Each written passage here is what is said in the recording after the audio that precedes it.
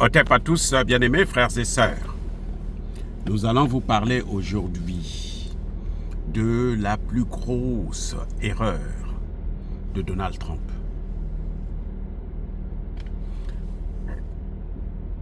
Pourquoi je dis c'est une erreur? C'est une erreur parce que Donald Trump est en train de, ou plutôt a déclenché un tsunami de tarifs douaniers et a bouleversé, a déréglé toutes les économies du monde. Le système économique du monde entier aujourd'hui est pratiquement incontrôlable. J'espère que la situation va se décanter le plus rapidement possible. Mais en tout cas, cette histoire des tarifs douaniers a déclenché alors une avalanche de problèmes au niveau mondial. Et comment on en est arrivé là? Est-ce que Donald Trump n'avait pas réfléchi? Est-ce que cherchait Donald Trump? En fait, quand vous regardez les objectifs de Donald Trump, ces objectifs sont louables. Je vous ai déjà dit à plusieurs reprises et depuis très longtemps que Donald, avant même qu'il ne soit investi ou qu'il ne gagne même l'élection, que Donald Trump, lui, son problème, c'est sauver le dollar. Ça, c'est la première des choses. Parce que vous ne pouvez pas sauver l'économie américaine si vous n'arrivez pas à sauver le dollar.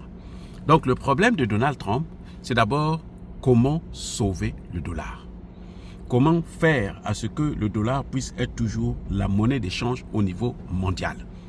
Parce que je dois vous apprendre qu'au moment où nous parlons, le dollar a perdu beaucoup de sa valeur.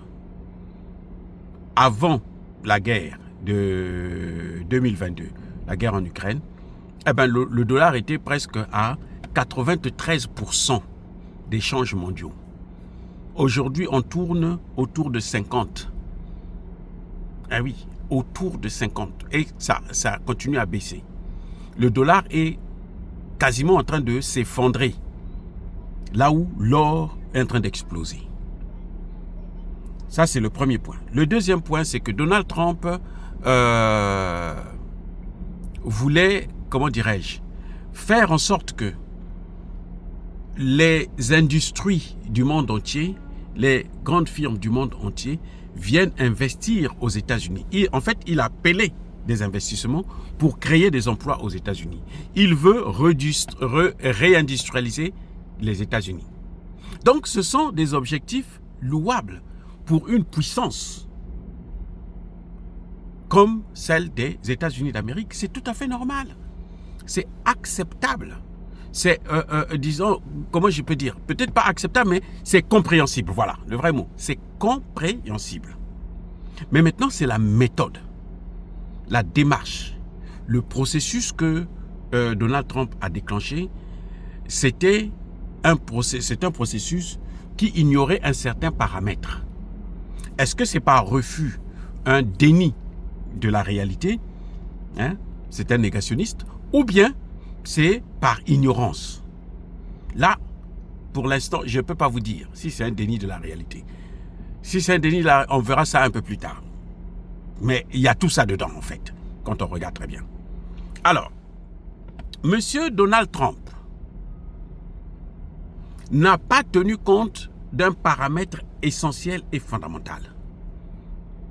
Nous ne sommes plus dans un monde unipolaire. Nous sommes maintenant dans un monde multipolaire. C'est-à-dire que le monde multipolaire, ce n'est plus un monde à venir, c'est un monde présent, courant, qui se fait actuellement. Vous comprenez?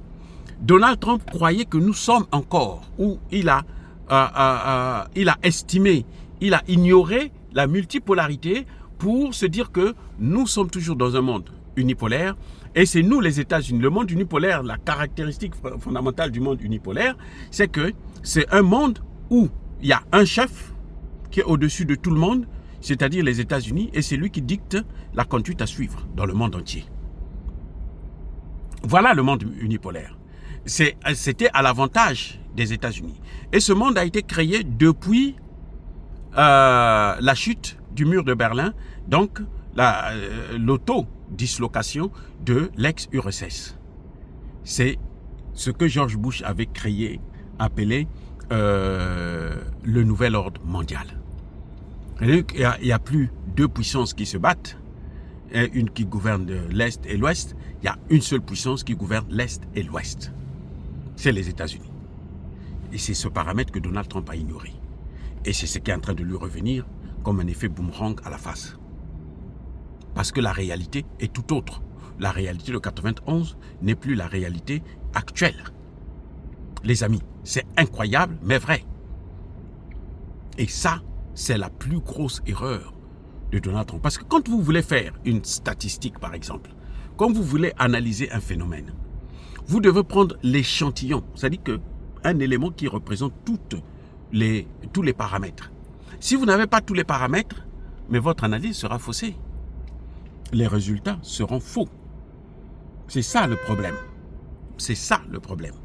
Donc, Donald Trump n'a pas compris que nous sommes dans un monde multipolaire déjà et que les États-Unis ne peuvent plus dicter de l'ordre au monde entier. Il y a d'autres puissances, il y a la Chine qui domine le monde sur le plan économique et il y a la Russie qui domine le monde sur le plan militaire. Les États-Unis ont perdu leur suprématie dans ces deux domaines-là. Ils deviennent pratiquement en seconde position. Vis-à-vis de la Chine, il y a des gens qui vous disent, des experts américains. Le secrétaire d'État à la Défense l'a dit tout récemment, qu'une guerre avec la Chine, entre les États-Unis et la Chine, en 20 minutes, la Chine peut écraser les États-Unis. En 20 minutes. Parce que la guerre d'aujourd'hui, elle sera électronique et la Chine est en avance par rapport aux États-Unis. Et ça, c'est un paramètre capital, essentiel. On a vu la Russie vaincre l'OTAN. Quand tu arrives à battre l'OTAN, c'est que tu as battu les États-Unis. Et Donald Trump est aujourd'hui le président qui assume, qui est venu marquer l'échec de la guerre des États-Unis dans la guerre en Ukraine. Puisque la guerre en Ukraine, c'est l'Occident qui l'a créée. Donald Trump lui-même le dit. Donc nous ne sommes plus dans le monde avant où les États-Unis pouvaient dicter les ordres et personne ne suit. Ça, c'est un paramètre essentiel que Donald Trump avait négligé et maintenant, vous voyez, ça est en train de se retourner contre les États-Unis. Ce n'est pas à l'avantage des États-Unis d'Amérique. C'est ça, la multipolarité. On ne peut pas, tu ne peux plus aujourd'hui être une puissance et si tu ne remets pas en cause ce paramètre, si tu ne tiens pas en compte cet aspect de la situation. Les circonstances mondiales d'aujourd'hui ne sont plus les circonstances mondiales de 1990-91. Non. Aujourd'hui, il y a d'autres circonstances. Il y a d'autres puissances. Vous avez des pays comme la Malaisie, le Vietnam, qui sont devenus des puissances secondaires. C'est-à-dire que le Vietnam, la Malaisie n'ont rien à voir, à envier à la France aujourd'hui. Parce qu'ils sont riches, ils ont les moyens pour investir, là où la France est endettée, mais alors d'une manière incroyable. Ce paramètre-là, Donald Trump l'avait négligé. Donald Trump l'avait sous-estimé, peut-être pas négligé, mais sous-estimé. Il croyait que c'était du faux, c'était seulement des paroles en l'air que nous autres, là, et beaucoup d'autres experts, mais parlant sur les réseaux sociaux. Parce que lui, c'est un homme des réseaux sociaux, donc il écoutait, il lit tout ça, il entend, mais il a ignoré, il a sous-estimé. Il s'est dit que non, ça, ce sont des parleurs seulement, ça ne veut rien dire, c'est pas la science, nous sommes des plus riches. Comme, surtout qu'il s'est retrouvé avec un autre riche, le plus riche du monde, Elon Musk, qui aujourd'hui lui-même est malmené dans tous les domaines. Elon Musk est malmené dans ses domaines. Tout ce que l'Amérique a créé, comme Google, Microsoft et autres, ils sont aujourd'hui en train d'être, ont trouvé des rivaux. En Chine, en Russie. Je vous ai dit, je vous ai parlé des avions, la Chine est rentrée dans les longs courriers, la Russie, pareil, et ils rivalisent avec Boeing et Airbus, qui ont maintenant du mal. Et la Chine, c'est un grand client. Quand la Chine dit, moi, je n'achète plus les Boeing, 130 Boeing annulés une commande de 130 Boeing annulée, mais c'est une perte énorme. Ça pose un problème grave. Même s'ils vont aller prendre les matières premières en RDC, là, gratuitement ou je sais pas, mais ils auront un problème parce que ça demandera de temps. Il faudrait des cadres, des experts, et ils ne forment plus assez d'ingénieurs aux États-Unis. Voilà le problème que Donald Trump avait ignoré. Et il faudrait qu'il tienne compte de ça dans ses prochaines décisions qui seront capitales, où l'économie américaine risque de prendre un coup, mais alors fatal. Et on risque de tomber dans une récession. Les amis, encore une fois de plus, soyez bénis, abondamment bénis par le Dieu des Kémites et par nos ancêtres angélisés. Mais que tous ceux qui persécutent le continent africain le pillent et le déstabilisent, qu'ils soient noirs, blancs, chinois, arabes, juifs, indiens ou qui qu'ils soient punis, maudits, foudroyés, neutralisés, écrasés, effacés par le Dieu des Kémites et par nos ancêtres angélisés. Vive l'Afrique éternelle, j'ai dit et j'assume.